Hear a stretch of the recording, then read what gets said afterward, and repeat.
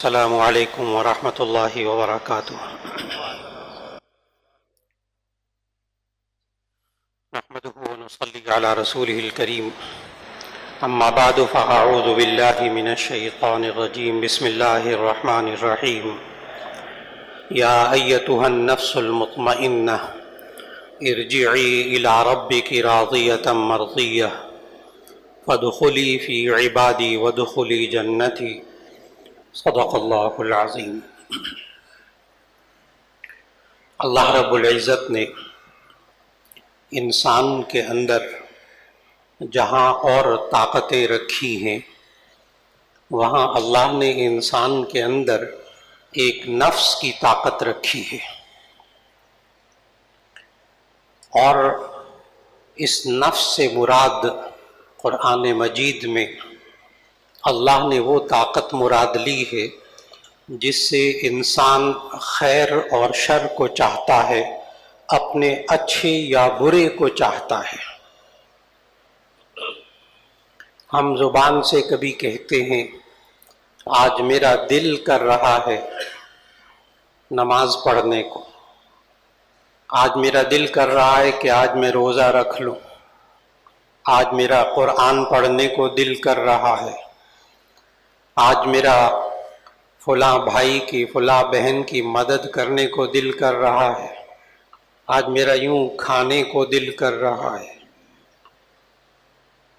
یہ انسان کا نفس ہے جو انسان کے لیے خیر بھی چاہتا ہے، شر بھی چاہتا ہے، اور اللہ نے یہ اختیار انسان کو دیا ہوا ہے، مکمل اختیار دیا ہے، چاہے یہ انسان اچھا چاہے چاہے برا چاہے۔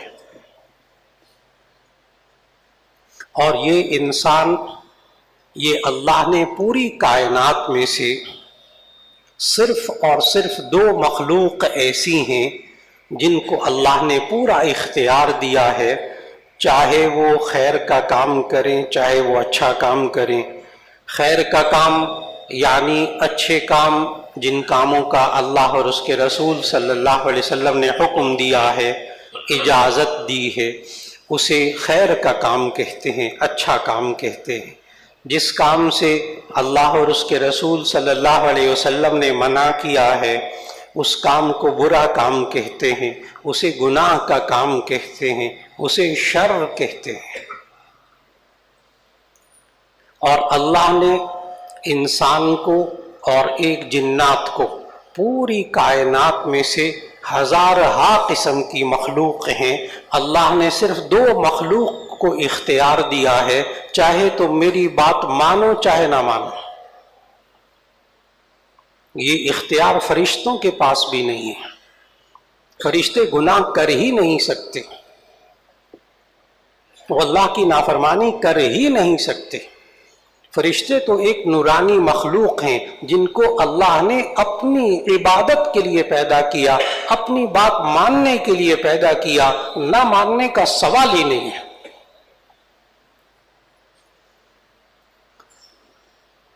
یہ بادل، یہ بارش، یہ پودے، یہ درخت، یہ ریت کے ذرات، یہ پہاڑ، یہ دریا، کوئی اللہ کے حکم کی نافرمانی نہیں کر سکتا، کسی کو اختیار نہیں ہے۔ اختیار ہے تو صرف دو مخلوق کو، ایک انسان کو اور ایک جنات کو۔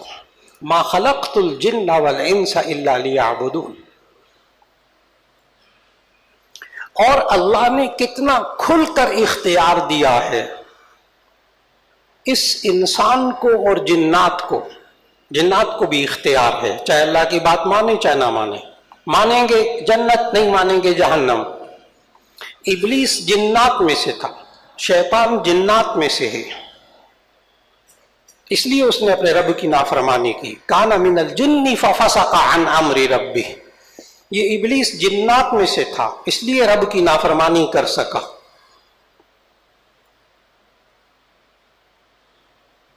اور اللہ نے اتنا کھل کر قرآن مجید کے اندر اختیار دیا ہے انسان کو اور جنات کو، فَمَنْ شَاءَ فَلْيُؤْمِنْ وَمَنْ شَاءَ فَلْيَكْفُرْ۔ جو چاہے ایمان لائے، جو چاہے کفر کرے،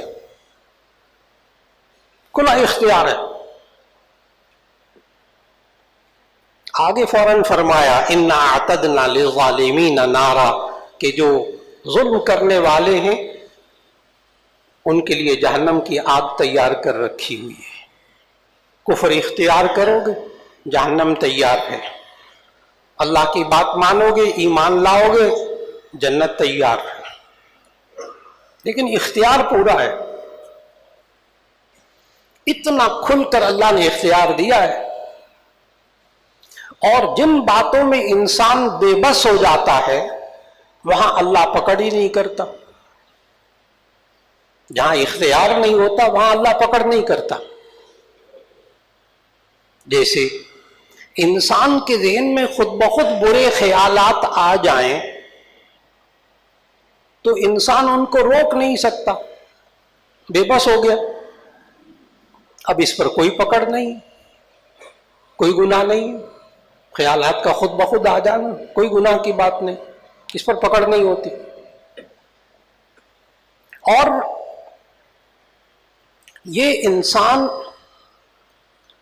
بے بس ہو جائے تو اللہ نے سورہ بقرہ کے آخری رکوع میں یہ کہا لا یکلف اللہ نفسا الا وسعها، اللہ تعالیٰ بندے کو اس کی طاقت کے مطابق پابند کرتا ہے، اگر بندہ اس کی طاقت نہیں رکھتا اللہ پکڑ بھی نہیں کرتا۔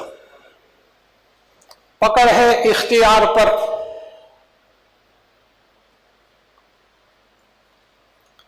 بھول کر کھا پی لیا روزے کے اندر، بھولنا انسان کے بس میں نہیں ہے، بھول کر کھا پی لیا، روزہ ہی نہیں ٹوٹتا، اس پر پکڑ نہیں ہے۔ نبی صلی اللہ علیہ وسلم نے فرمایا بھول کر کوئی بندہ کھا پی لے، پورا کھانا کھا لے بھول کے، بعد میں یاد آئے، روزہ ہی نہیں ٹوٹتا۔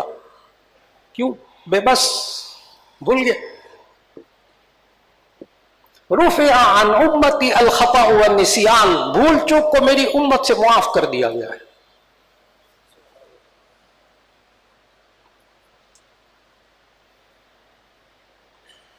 ہاں غفلت پر پکڑ ہے، غفلت پر پکڑ ہے، سستی پر پکڑ ہے۔ نماز پڑھنا بھول گیا، سو گیا، نیند آئی ہوئی تھی سو گیا، فجر کا وقت نکل گیا، پکڑ نہیں ہے، قضا کرنی ہے، وہ تو فرض ہے نا اس کے ذمہ۔ انسان بے بس۔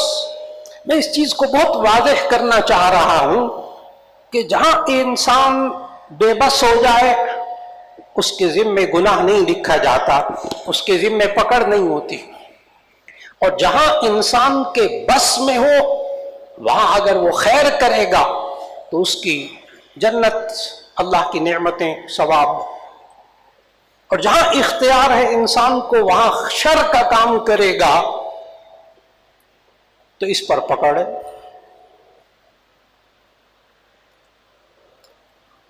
حضرت علی کرم اللہ وجہہ سے ایک صاحب نے پوچھا بندے کو کتنا اختیار ہے، کتنا بے بس ہے؟ حضرت علی کرم اللہ وجہہ نے فرمایا ایک ٹانگ اٹھاؤ، اس نے ایک ٹانگ اٹھا لی۔ حضرت علی نے فرمایا دوسری ٹانگ بھی اٹھاؤ، کہنے لگے حضرت وہ تو نہیں کر سکتا، کہنے لگے بس اتنا ہی اختیار ہے، اتنا بے بس ہے۔ بہت اچھی طرح سمجھا دیا، جہاں انسان بے بس ہو جائے وہاں پکڑنے۔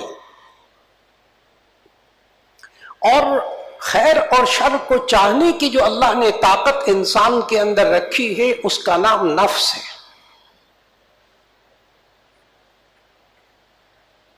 اور اس نفس کی اللہ نے قرآن مجید میں 3 قسمیں بتائی ہیں، اور ذہن میں رکھیے گا اللہ خالق ہے اس نفس کا، اس انسان کا بھی خالق ہے، اور یہ جو انسان کو اختیار دیا ہے خیر اور شر کو چاہنے کا، اس کا بھی اللہ خالق ہے۔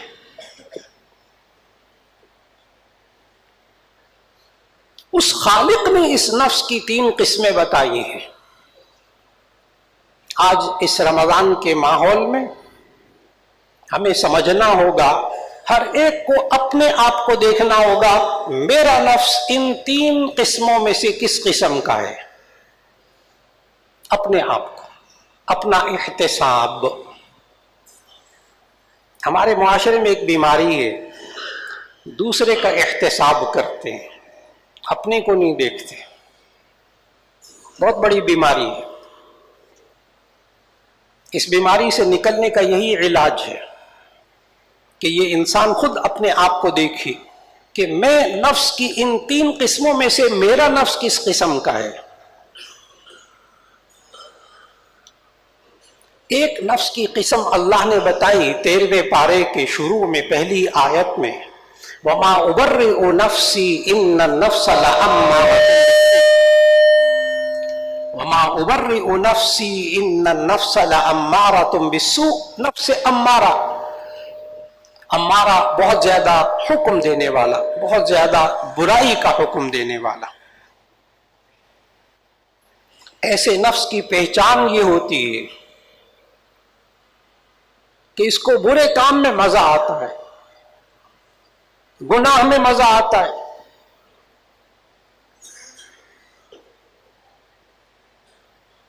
دوسرے کو دکھ میں دیکھ کر مزہ آتا ہے. اسے دوسرے کو تکلیف پہنچا کر مزہ آتا ہے، دوسرے کو غمگین دیکھ کر مزہ آتا ہے. ممکن ہے کسی کے ذہن میں یہ سوال آتا ہو، مولانا گناہ میں کس کو مزہ آتا ہوگا، دوسرے کو دکھ پہنچا کر کس کو مزہ آتا ہوگا. لیکن جب معاشرے میں آنکھیں کھول کر دیکھیں گے تو معاشرہ بھرا ہوا ہے.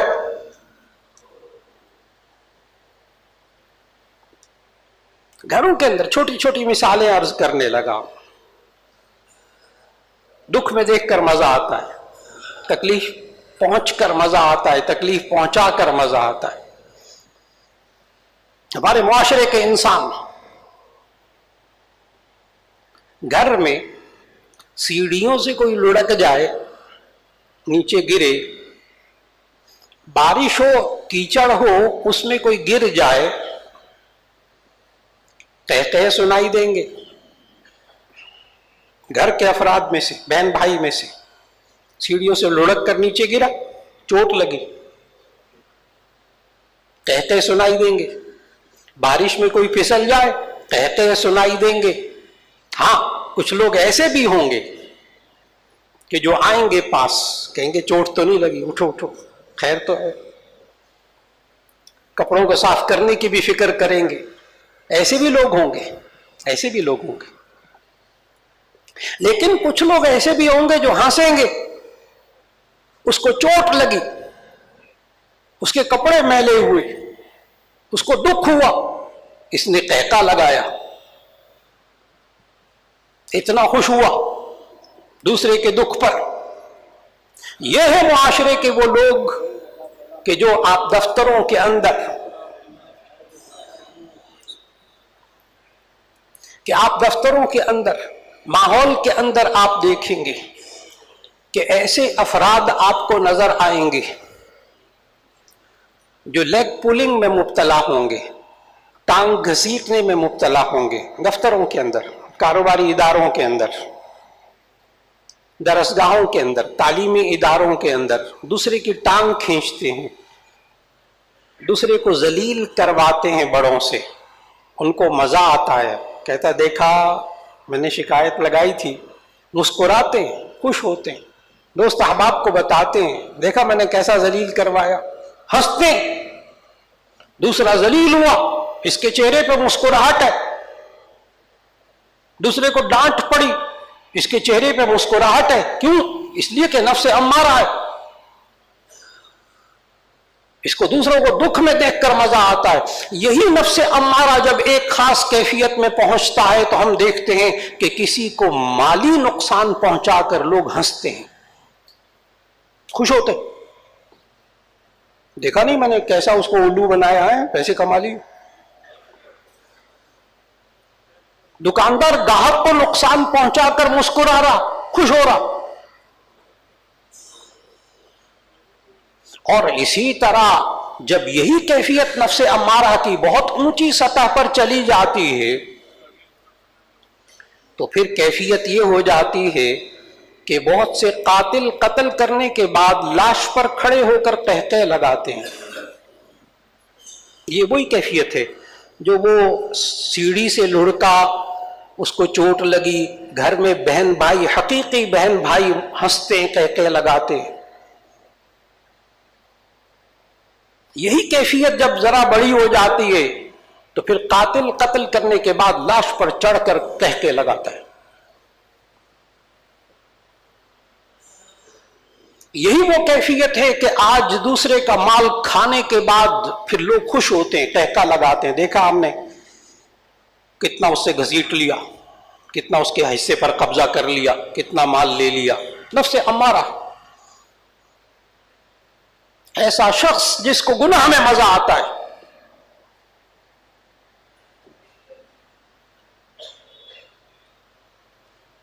حضرت مولانا اشرف علی تھانوی رحمہ اللہ نے تو یہاں تک کھل کر لکھ دیا کہ اگر گناہ میں مزہ نہ ہوتا تو کون بے وقوف گناہ کرتا؟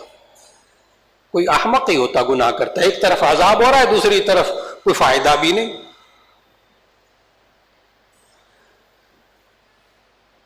گناہ میں انسان خوش بھی ہوتا ہے، غیر محرم کو دیکھ کر یہ انسان خوش ہو رہا، غیر محرم پر نظریں ڈال کر خوش ہو رہا، گناہ کر کے خوش ہو رہا. یہ انسان آج معاشرے میں رہتے ہوئے کسی کی چیز چوری کر کے چھپا کے خوش ہو رہا. کسی چیز کی چیز چھپا لی اور چھپانے کے بعد اب وہ بیچارہ ڈھونڈ رہا ہے، اس کی چابی چھپا دی، اس کا موبائل چھپا دیا. میں وہ معاشرے کی مثالیں دے رہا ہوں جو بھری پڑی ہیں معاشرے کے اندر کہ دوسرے کو دکھ میں دیکھ کر یہ انسان خوش ہو رہا. موبائل چھپا دیا، چابیاں چھپا دی، اب وہ ڈھونڈ رہا ہے، مزے آ رہے ہیں، اس کو قہقہ لگا رہا ہے، مسکرا رہا ہے. اور نبی صلی اللہ علیہ وسلم نے یہاں تک ارشاد فرمایا، جامع ترمذی کی حدیث سنانے لگا ہوں کہ نبی صلی اللہ علیہ وسلم نے فرمایا اگر کوئی کسی کی لاٹھی بھی پکڑ کر ادھر ادھر کر دے اور دوسرا پریشان ہو، لعنتہ الملائکہ، جس وقت تک وہ مسلمان بھائی پریشان ہوتا ہے فرشتے اس پر لعنت کرتے رہتے. اب یہ ہولے خوش بندہ دوسرے کو تکلیف پہنچا کر.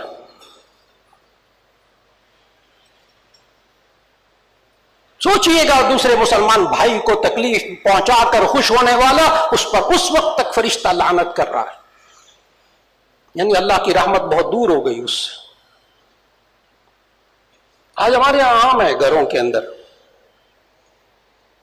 ہاتھ میں چھری پکڑی ہوتی ہے، کوئی نوکیلی چیز پکڑی ہوتی ہے، کوئی قینچی ہوتی ہے، یوں کرتے اشارہ کرتے ہیں چپ ہونے کے لیے. عام نوکیلی چیز، کوئی چھری وغیرہ، قینچی وغیرہ گھروں کے اندر ایک دوسرے کو یوں کر کے کرتے ہیں. وہ ذرا پیچھے ہٹتا ہے، ڈرتا ہے، ہنستا ہے، اگلے کو خوف زدہ کر کے تکلیف پہنچا کر خوش ہوا. پھر جامع ترمذی کی حدیث سنانے لگا ہوں، نبی صلی اللہ علیہ وسلم نے فرمایا دیکھیے دین کیا ہے. قتل و غارت گری پر خوش ہونے والے سمجھیں دین اسلام کیا سکھاتا ہے. تباہی پھیلا کر خوش ہونے والے سوچیں کہ دین کیا سکھاتا ہے. نبی صلی اللہ علیہ وسلم نے فرمایا من اشار الی اخیہ بحدیدۃ، من اشار الی اخیہ بحدیدۃ، جو کوئی شخص اپنے بھائی کی طرف کسی لوہے کی تیز دھار چیز سے اشارہ بھی کرے، لعنتہ الملائکہ، اس پر فرشتے لعنت کرتے. یہ انسان خوش ہو رہا، مزے لے رہا، دوسرے کو ڈرا کر، دوسرے کو دکھ پہنچا کر. یہ نفس امارہ ہے جو دوسرے کو دکھ میں دیکھ کر مزے لیتا ہے، دوسرے کو تکلیف میں دیکھ کر مزے لیتا ہے، دوسرے کو طرف اشارہ کیا تیز دھار. اسی لیے حضرت مولانا اشرف علی تھانوی رحمہ اللہ نے آداب المعاشرت کتاب میں لکھا ہے کہ بچوں کو، بچیوں کو یہ سکھانا چاہیے کہ اگر بیٹا کینچی یا چھری وغیرہ اپنے سے کسی دوسرے کو دینی ہو تو تیز نوکیلا والا حصہ اپنے ہاتھ میں رکھو اور دستی والا حصہ دوسرے کے سامنے رکھو، کہیں وہ اس حدیث کا مصداق نہ بن جائے من اشار الی اخیہ بحدیدۃ کا۔ بچے کوئی چیز دینے لگے تو کینچی دے تو کینچی کا جو تیز رخ ہے، چھری کا جو تیز رخ ہے وہ دوسرے کی طرف نہیں ہونا چاہیے کہ وہ کہیں اس ضمن میں وہ نہ آ جائے۔ کتنا حساس ہے دین۔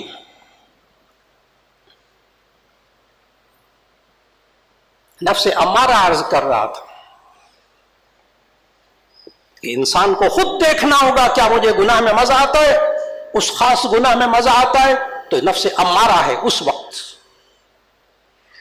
نماز بھی پڑھتا ہے ٹھیک ہے، اس وقت اچھا نفس، ابھی اس کا ذکر کروں گا انشاءاللہ، لیکن گناہ میں جب مبتلا ہو اور گناہ کا مزہ آ رہا ہو، کیا عجیب انسان نہیں ہے کہ اس کو سود دے کر مزہ آ رہا، اس کو سود کھا کر مزہ آ رہا، اس کو حرام کھا کر مزہ آ رہا، اس کو نشہ کر کے مزہ آ رہا۔ آج معاشرے میں جتنے ہمارے نوجوان بچے اور بچیاں نشے میں مبتلا ہو رہی، خوشی کے لیے، سکون کے لیے،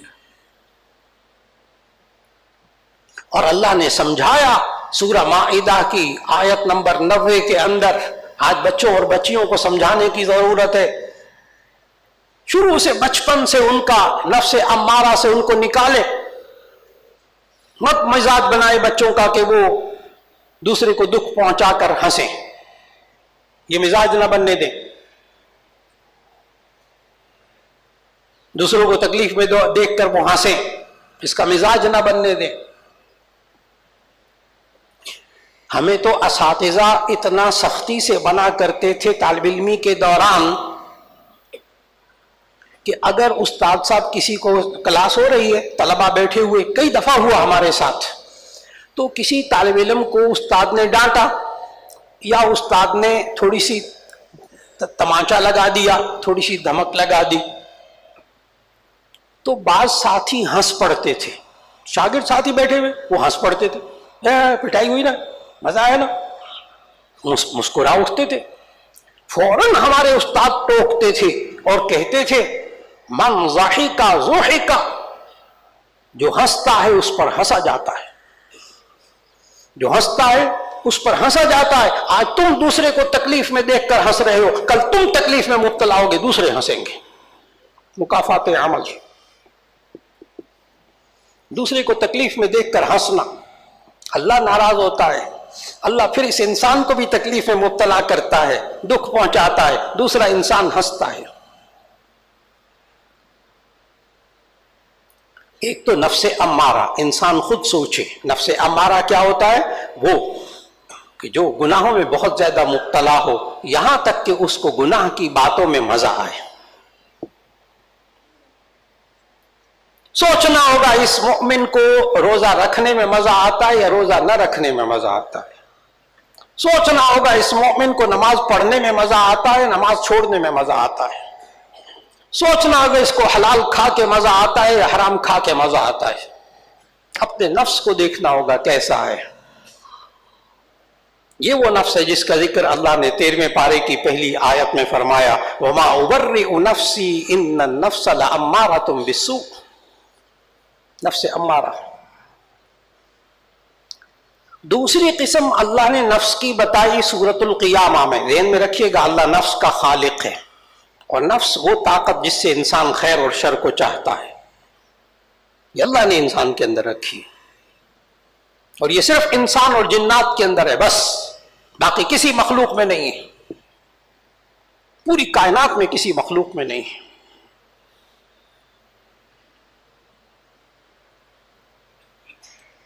دوسری قسم سورۃ القیامہ کی دوسری آیت میں اللہ نے بتائی لا اقسم بیوم القیامہ ولا اقسم بالنفس اللوامہ، نفس لوامہ، ملامت کرنے والا نفس۔ آپ خود ہی سمجھ جائیں گے میرے بیان سے کہ کون سا سب سے اچھا، کون سا درمیانہ، کون سا بہت ہی برا۔ ایک دم سمجھ جائیں گے انشاءاللہ. ایک ایک بندہ نفس لوامہ، ملامت کرنے والا نفس، یعنی جو اچھے کام بھی کرتا ہے لیکن کبھی برا کام ہو جاتا ہے تو اپنے آپ کو ملامت کرتا ہے. نہیں، یہ میں نے دوسرے کو گالی دے دی، دوسرے کو تکلیف پہنچا دی، دوسرے کو برا بھلا کہہ دیا، یہ میں نے حرام کمایا، نہیں بہت بہت برا کیا میں، یا اللہ معاف فرما دے. اچھے کام بھی کرتا ہے لیکن کبھی کبھی نفس کو ملامت بھی کرتا ہے اگر برا کام ہو جاتا ہے. آپ خود سمجھ گئے کہ یہ نفس امارہ سے قدر غنیمت، قدر غنیمت. جہاں گناہ ہوتا ہے فوراً توبہ اور استغفار. یہ نفس لوامہ نیک کام بھی کرتا ہے، نمازیں بھی پڑھتا ہے، روزے بھی رکھتا ہے. کوئی غلطی ہو جاتی ہے، بندوں کے حق میں کوتاہی ہو گئی، بندے سے معافی مانگ لی. بیوی کو کچھ کہہ دیا برا بھلا، بعد میں بیوی سے معافی مانگ لی. کسی بھائی سے لڑائی ہو گئی، کوئی برا بھلا ہو گیا، اس سے معافی مانگ لی. نفس لوامہ. تیسری قسم اللہ نے بتائی نفس مطمئنہ، اور یہ سورۃ الفجر کی آخری آیات میں سے ہے. یہ کمال کا نفس، یا ایتھا النفس المطمئنہ ارجعی الی ربک راضیۃ مرضیہ فادخلی فی عبادی وادخلی جنتی. اللہ ہر ایک کو نفس مطمئنہ عطا فرما دے. اللہ اس نفس کو خطاب کر کے کیا کہتا ہے؟ یا ایتھا النفس المطمئنہ، اے اطمینان والے نفس، یا ایتھا النفس المطمئنہ ارجعی الی ربک راضیۃ مرضیہ. تو لوٹ جا اپنے رب کی طرف اس حال میں کہ یہ تیرا نفس اس اللہ سے راضی اور وہ اللہ اس سے راضی. فادخلی فی عبادی وادخلی جنتی، تو میرے بندوں میں داخل ہو جا، تو جنت میں داخل ہو جا. نفس مطمئنہ، اطمینان والا نفس، وہ نفس جس کو نیکی میں مزہ آئے، جس کو اچھے کاموں میں مزہ آئے، جس کو دوسروں کی مدد کرنے میں مزہ آئے.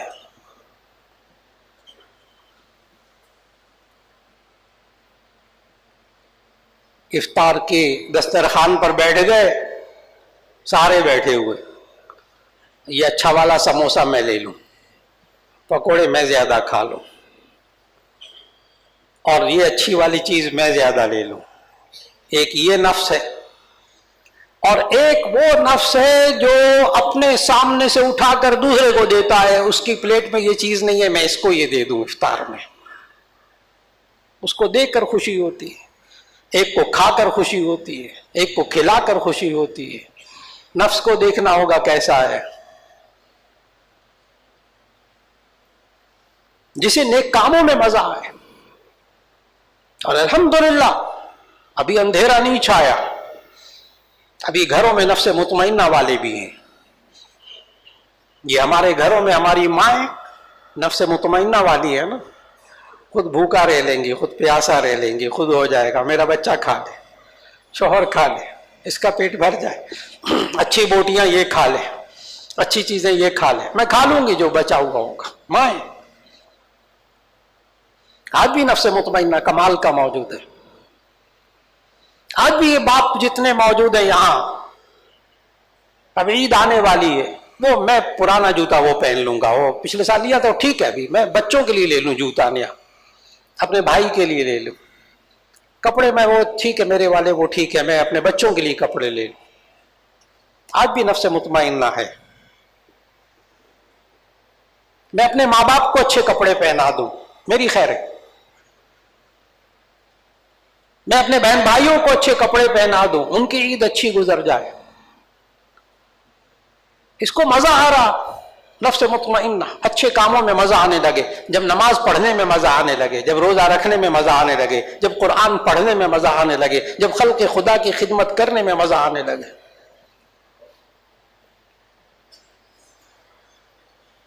یا ایتھا النفس المطمئنہ.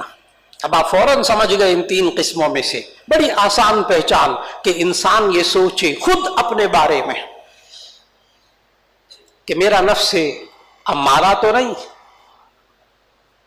نفس لوامہ تو نہیں، وہ بھی غنیمت، اور سب سے بہتر کوشش ہو نفس مطمئنہ تک جانے کی. اب سوال یہ ہے کہ ہم کیسے، اب بڑی اہم باتیں، ہم کیسے اپنے نفس امارہ کو نکال کر کم از کم لوامہ میں لائیں، اور لوامہ میں سے نکال کر وہ ملامت کرنے والے نفس کی کیٹیگری میں سے اٹھا کر ہم اسے نفس مطمئنہ میں کیسے لائیں؟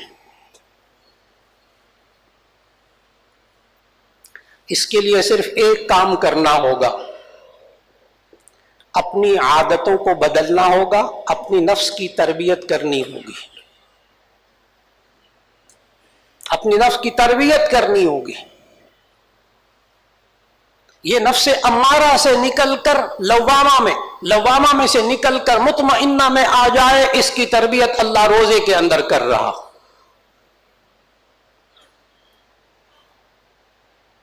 ایک ایک روزے دار اس بات کی تصدیق کرے گا کہ آج ماشاءاللہ 16واں روزہ ہو گیا۔ شروع کے روزے ذرا مشکل تھے، حالانکہ باوجود اس کے کہ ٹھنڈ تھی شروع کے روزوں میں۔ آج کل ماشاءاللہ گرمی شروع ہو گئی تھوڑی تھوڑی، ابھی بھی موسم بہت بہتر، لیکن آج کل کے روزے آسان ہیں گرمی ہونے کے باوجود۔ شروع کے ایک ہفتہ ذرا مشکل تھا، کیوں؟ 11 مہینے سے کھانے پینے کی عادت پڑی ہوئی تھی، اور جب چند دن نہ کھانے کی عادت پڑ گئی تو آج کل کے روزے آسان ہو گئے الحمدللہ۔ اور اب یہ آہستہ آہستہ آخری روزے تک پہنچیں گے انشاءاللہ۔ پھر عید کے دن بڑا مشکل گزرے گا، عید کا دن جب کھانے کی چیز سامنے آئے گی روزہ، پھر ایک دم خیال آئے گا نہیں آج تو عید کا دن ہے کھا لو۔ عید کے دن کھانا مشکل ہو جائے گا،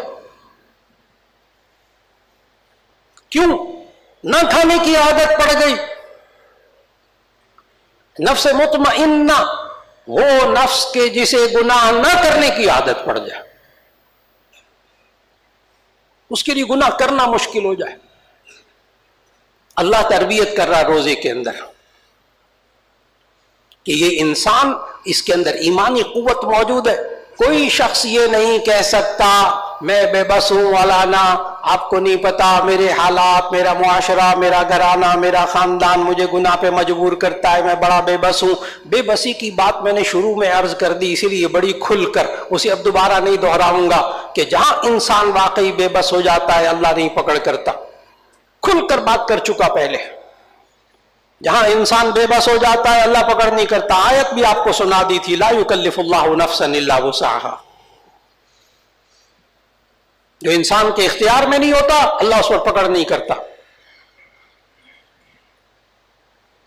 لیکن اب سوال یہ ہے کہ معاشرے میں رہنے والے افراد جو یہ جملے کہتے ہیں مولانا بس ہم بڑے کمزور سے انسان ہیں، بے بس انسان ہیں، ماحول ایسا ہے، گھر ایسا ہے، فلاں ایسا ہے، لہذا گناہوں کی زندگی گزار رہے، ایسا شخص روزہ رکھ لے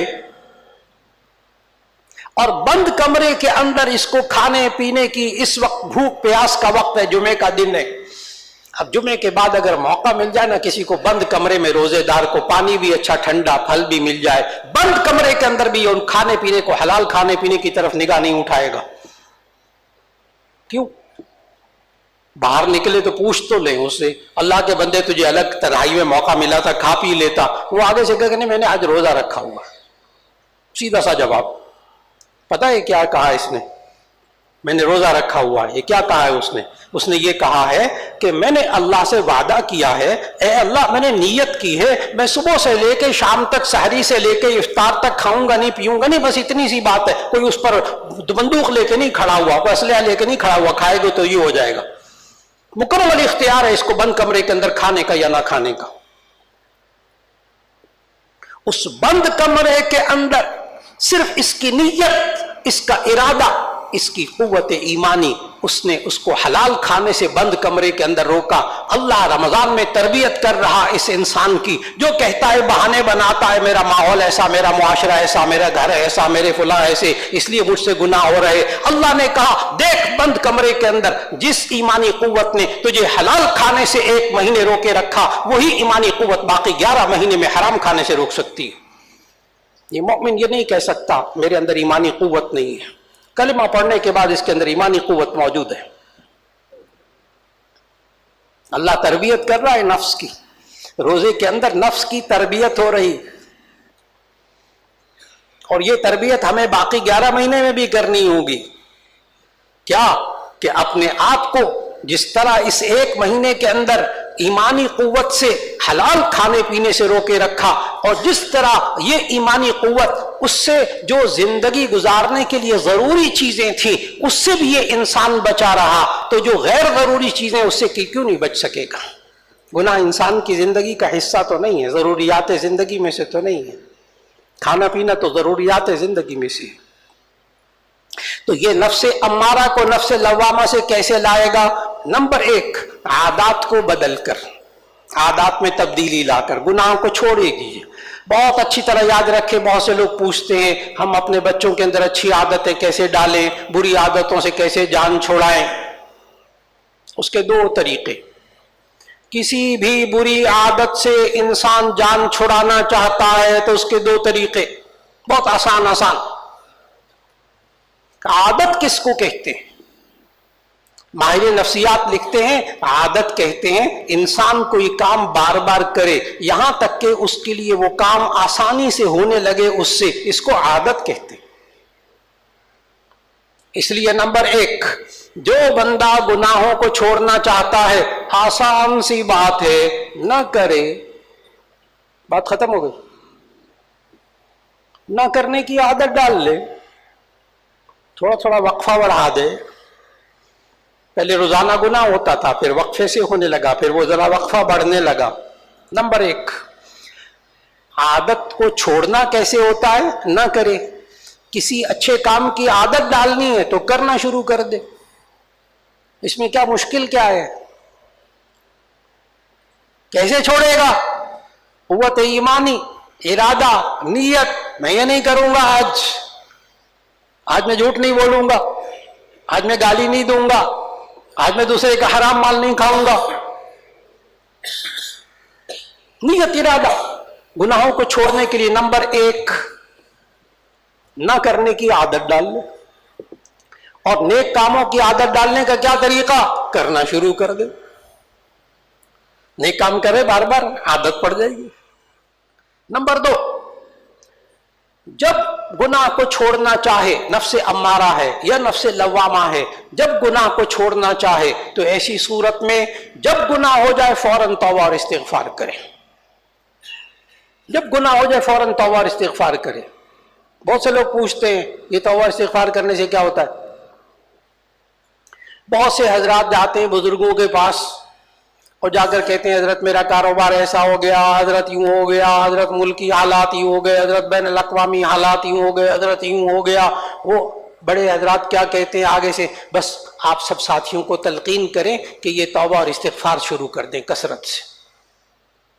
باہر نکل کر نا، یہ پڑھے لکھے لوگ ان بزرگوں کے پاس سے باہر نکلتے ہیں، باہر نکل کر کہتے ہیں دیکھو یہ بس ہے ان کا، بس توبہ اور استغفار کرو، آگے کچھ نہیں کرنا. مذاق اڑاتے ہیں لوگ توبہ اور استغفار کا.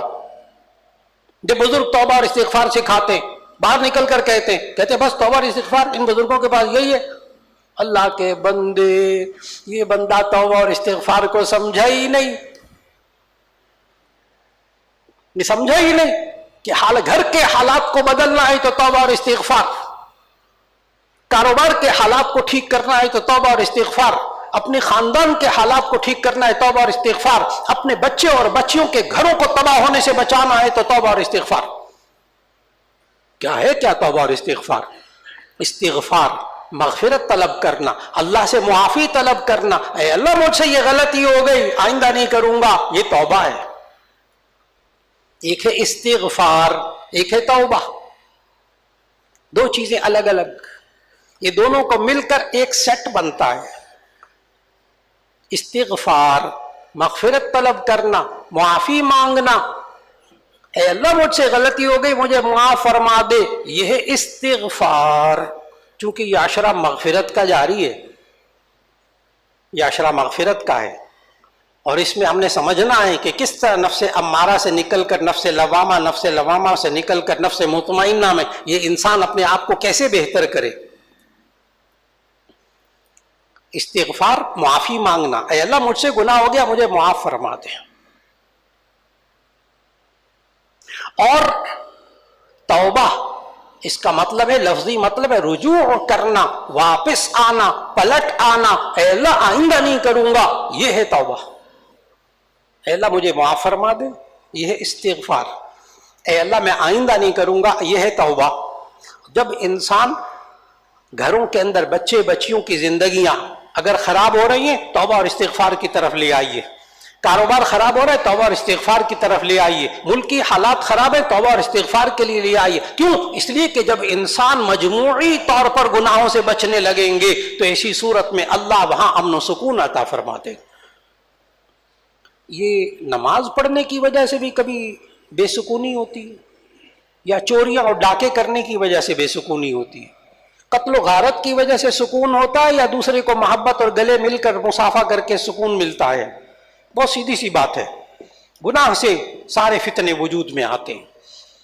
جب انسان اجتماعی طور پر گناہوں میں مبتلا ہوتا ہے تو اجتماعی مصیبتیں آتی ہیں، اور جب انسان انفرادی طور پر گناہوں میں مبتلا ہوتا ہے انفرادی طور پر اس پر مصیبتیں آتی ہیں۔ توبہ اور استغفار ہے کیا چیز؟ کہ ہم لوگ اللہ کے حکم کی نافرمانی کرنے پر اللہ سے معافی مانگ لیں اور یہ کہیں کہ اے اللہ اب تیرے حکم کے خلاف نہیں کریں گے، اب گناہ نہیں کریں گے، گھر کے حالات ٹھیک ہو جائیں گے۔ توبہ اور استغفار کو سمجھنا ہوگا۔ بعض لوگ توبہ اور استغفار کا یوں بھی مذاق اڑاتے ہیں، کہتے ہیں میں تو توبہ اور استغفار کرنا ہی چھوڑ دیا ہے، پہلے توبہ کریں استغفار کریں، پھر اس کے بعد توبہ کریں، پھر توبہ کریں، پھر استغفار کریں۔ بعض لوگ تو شعر بھی پڑھ دیتے ہیں اور توبہ چھوڑ دیتے ہیں۔ شعر پڑھتے ہیں، توبہ کی پھر توبہ کی پھر توبہ کر کے توبہ توڑ دی، تیری اس توبہ پہ توبہ توبہ توبہ کہہ اٹھی۔ چھوڑو بڑے کیا ہے، گناہ ہوتے ہیں، توبہ چھوڑو، نہیں کرتے، بہت بڑی غلطی۔ جو لوگ یہ سمجھتے ہیں کہ ہم سے گناہ ہوتے ہیں، والا بار بار گناہ ہوتے ہیں، کیا فائدہ توبہ اور استغفار کا، ہم لوگ نہیں کرتے توبہ اور استغفار۔ ان لوگوں کو بڑے غور سے ایک بات سمجھنی ہوگی کہ انسان، بڑے غور سے جواب دے رہا ہوں، یہ بڑی گرہ ہے جو توبہ اور استغفار کی طرف آج نہیں آنے دے رہی زیادہ گناہ کرنے والوں کو۔ حالانکہ زیادہ گناہ کرنے والوں کو بھی توبہ اور استغفار کی طرف پورا رہنا چاہیے۔ جواب دینے لگا ہوں، یہ انسان نئے کپڑے بناتا ہے، پہنتا ہے، ایک دو دن میں میلے ہو جاتے ہیں، پھر اس کے بعد دھلواتا ہے، پھر اس کے بعد پہنتا ہے، پھر کپڑے میلے ہو جاتے ہیں، پھر دھلواتا ہے، پھر پہنتا ہے صاف ستھرے کپڑے، پھر میلے ہو جاتے ہیں، پھر دھلواتا ہے۔ جب ان کپڑوں پہ میل چڑھنی ہی ہے تو یہ دھلواتا کیوں ہے بار بار؟ بس ایک دفعہ نئے کپڑے بنوا لے، اس کے بعد میل چڑھتی رہے، جب خوب چڑھ جائے گی اٹھا کے پھینک دیں گے۔ کوئی معاشرے میں اچھا انسان یہ کام، عقل مند انسان کوئی نہیں کرتا۔ عقل مند انسان پتہ کیا ہے معاشرے کے اندر؟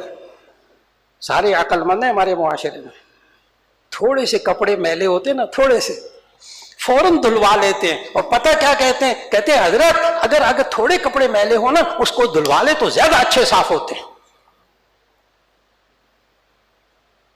پتہ ہے کہ کپڑے میلے ہونے ہیں، پھر دھلواتا ہے، پھر پہنتا ہے، پھر پہنتا ہے، پتہ ہے میلے ہونے ہیں، پھر اس کے بعد پہنتا ہے، پھر دھلواتا ہے۔ یہ مثال میں نے اپنے پاس سے نہیں دی، یہ مثال نبی صلی اللہ علیہ وسلم نے ایک دعا میں دی ہے۔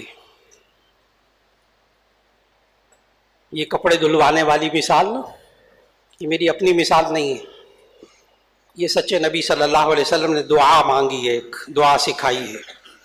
بہت سے حضرات کو وہ دعا یاد ہے الحمدللہ۔ اللہم نقی قلبی عن الخطایا والذنوب کما ینقی الثوب الابیض من الدنس۔ اللہم نقی قلبی عن الخطایا والذنوب کما ینقی الثوب الابیض من الدنس۔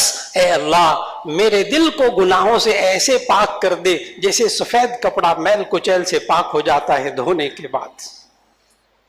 کپڑے بھی تو بار بار میلے ہوتے ہیں نا، یہ بار بار دھلواتا ہے عقل مند انسان، پھر پہنتا ہے، پھر میلے ہو جاتے ہیں۔ یہ بار بار کیوں دھلواتا ہے؟ اس لیے کہ تاکہ صاف ستھرے کپڑے رہیں اس کے ہر وقت. یہ گناہ جب ہو جائے تھوڑی سی میل چڑھے دل کے اوپر، جلدی سے دھو لے، دیر نہ کرے. دل صاف ستھرا، کپڑے صاف ستھرے. اور یہ جو میں نے میل کچیل کی بات کی ہے یہ بھی نبی صلی اللہ علیہ وسلم نے سکھائی جامع ترمذی کی حدیث کے اندر، جس سے سمجھنا ہوگا اگر کوئی انسان کسی گناہ کا عادی ہو، کوئی انسان کسی گناہ کا عادی ہو اور اس سے گناہ ہو رہے ہوں اور وہ توبہ اور استغفار کی طرف نہ آ رہا ہو، کیا ضرورت ہر وقت اللہ سے معافی مانگتا رہتا ہوں، پھر گناہ ہوتے ہیں پھر معافی مانگتا رہتا ہوں. جو انسان توبہ اور استغفار نہ کرے گناہوں کے بعد، وہ انسان غور سے سنے اس حدیث کو. نبی صلی اللہ علیہ وسلم نے فرمایا جامع ترمذی کی حدیث، جب بندے سے گناہ ہوتا ہے تو اس کے دل کے اوپر نقطۃ سودا، ایک کالا داغ پڑ جاتا ہے. جب انسان گناہ کرتا ہے اس کے دل پر ایک داغ پڑ جاتا ہے. سچے نبی صلی اللہ علیہ وسلم نے فرمایا. پھر آگے فرمایا جب انسان توبہ اور استغفار کرتا ہے وہ داغ صاف ہو جاتا ہے، دل پھر صاف ستھرا. توبہ اور استغفار کے بعد کیا ہوتا ہے؟ پھر دل صاف ستھرا. اور اگر توبہ اور استغفار نہ کرے تو نبی صلی اللہ علیہ وسلم نے اس کا انجام بتایا ہے اسی حدیث میں کہ اگر کوئی انسان گناہ کرے تو اس کے دل پر ایک سیاہ داغ پڑ جاتا ہے، اور اگر وہ توبہ کرتا ہے وہ داغ دھل جاتا ہے، اور اگر یہ توبہ نہ کرے تو داغ پڑتے پڑتے وہ دل سیاہ ہو جاتا ہے. پھر اس انسان کو توبہ کی توفیق نہیں ہوتی. دل کالا ہو گیا گناہوں کی وجہ سے، سیاہ ہو گیا، سارا ہی کالا ہو گیا، سارا سوٹ ہی تباہ ہو گیا، نہیں دھلوایا بار بار. توبہ اور استغفار سے ہوتا کیا ہے؟ اور پھر آج کھل کر اتنے بڑے اکابر شیوخ موجود ہیں، ان کی موجودگی میں عرض کر رہا ہوں، غور سے سنیے گا کہ اللہ سے اپنے گناہوں کی معافی مانگنے کے بعد کبھی ذہن میں نہ لائیے گا، کبھی ذہن میں نہ لائیے گا پتہ نہیں اللہ نے معاف کیا کہ نہیں کیا. اس لیے کہ یہ الگ گناہ ہے. اللہ کے بارے میں بدگمانی کرنا. ہم عام انسانوں کی طرح اللہ کو سمجھنے لگتے، میں نے اپنے بھائی سے معافی مانگی تھی، میں نے اپنے استاد صاحب سے معافی مانگی تھی، میں نے فلاں سے معافی مانگی تھی، پتہ نہیں اس نے دل سے معاف کیا کہ نہیں کیا. یہ آپ انسانوں کے بارے میں کہہ سکتے ہیں، اللہ کے بارے میں یہ سوچنا بھی گناہ ہے. اللہ تو معافی مانگنے والوں سے خوش ہوتا ہے. زیادہ سے زیادہ توبہ اور استغفار کریں، اللہ خوش ہوتا ہے، اللہ ناراض نہیں ہوتا. گناہ کرنے سے ناراض ہوتا ہے، توبہ اور استغفار کرنے سے پھر راضی ہو جاتا ہے. اور یہ لمحات انسان حاصل کرنا چاہے تو اعتکاف کی صورت میں. اعتکاف کو اعتکاف کہتے اس لیے ہیں، وَيَعْتَكِفُ عَنِ الذُّنُوبِ، کہ انسان کو گناہوں سے بچا لیتا ہے. عادتیں بدلنے کا بہترین طریقہ اعتکاف، گناہوں سے بچ کر رہتا ہے.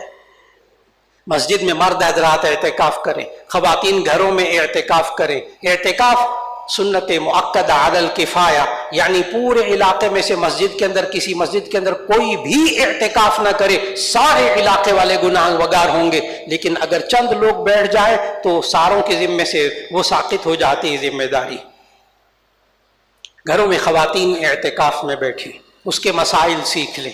مرد مسجدوں کے اندر اعتکاف کی کوشش کریں، عادات بدلیں گی. اور اللہ رب العزت ہمیں اس مغفرت کے عشرے میں کوشش بھرپور کرے، خوب توبہ اور استغفار. مغفرت کا عشرہ ایسا گزرے کہ انسان اپنے سارے گناہوں کی معافی مانگ چکا ہو. اللہ رب العزت ہمیں ان کلمات سے توبہ اور استغفار کی توفیق عطا فرمائے جو نبی کریم صلی اللہ علیہ وسلم نے سکھائے. استغفر اللہ الذی لا الہ الا هو الحی القیوم واتوب الیہ، استغفر اللہ ربی من کل ذنب واتوب الیہ. خالی استغفر اللہ کہہ لیں، اردو میں کہہ لے بندہ، ہے اللہ مجھے گناہ معاف فرما دے، آئندہ نہیں کروں گا. دعا فرما لیجئے گا. الحمدللہ رب العالمین. اللہم صلی علی سیدنا و مولانا محمد وعلی آل سیدنا و مولانا محمد وبارک وسلم. ربنا آتنا فی الدنیا حسنة وفی الآخرة حسنة وقنا عذاب النار. استغفر اللہ ربی من کل ذنب واتوب الیہ.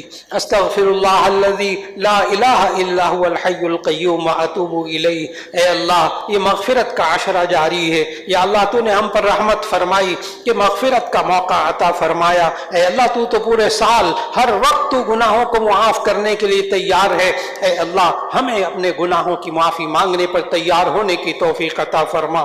اس مغفرت کے عشرے میں خوب توبہ اور استغفار کی توفیق عطا فرما۔ یا اللہ گناہوں سے بچنے کی توفیق عطا فرما۔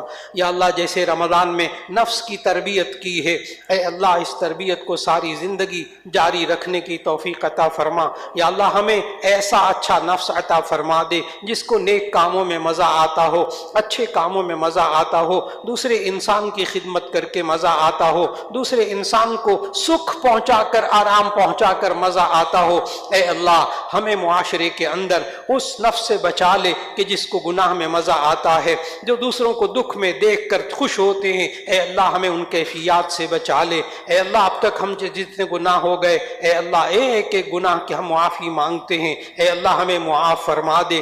یا اللہ ہمارے گناہوں کی شامت ہے کہ ملک میں پوری امت میں سکون ختم ہوا۔ اے اللہ پوری امت میں سکون عطا فرما دے، عافیت عطا فرما دے۔